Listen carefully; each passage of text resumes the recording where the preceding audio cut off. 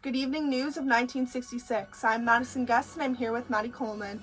Breaking news, Chanie Wenjack, a 12-year-old boy, was found dead beside the CNR tracks in Kenora, Ontario on the morning of October 23rd by the engineer Elwood McClure. Here's Madison Guest with more information.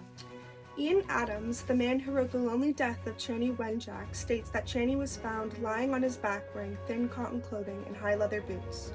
He was soaked head to toe from the snow squalls and freezing rain in temperatures between -1 and -6 degrees. Ian Adams disclosed that Chanie Wenjack had collapsed and died from hunger and exposure.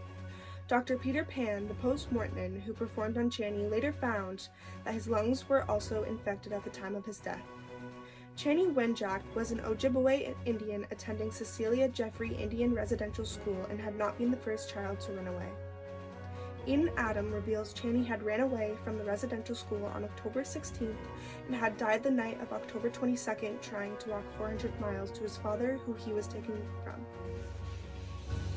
On November 17th, Chanie Wenjack's hearing was held in Kenora Magistrates Court. The jury found that the Indian educational system causes tremendous and emotional adjustment problems. They suggested that the school be staffed adequately so that the children could develop personal relationships with the staff, and that more effort be given to boarding children in private homes.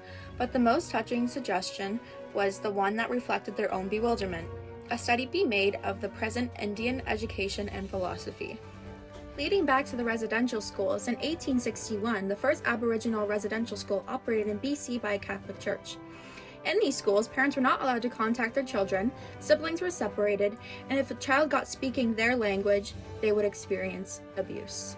Chanie may have not disclosed the abuse he experienced due to secrecy. Secrecy is when they are told terrible things will happen if they tell someone. Social tolerance of violence is putting these children at risk for abuse, as well as intergenerational violence affecting several generations contributing to the abuse. Here is Maddie with our conclusion. We acknowledge and send our thoughts to Chanie Wenjack's family, his father, his mother, and his 2 sisters. Thank you for chiming in with us tonight. We will be back tomorrow with some more breaking news.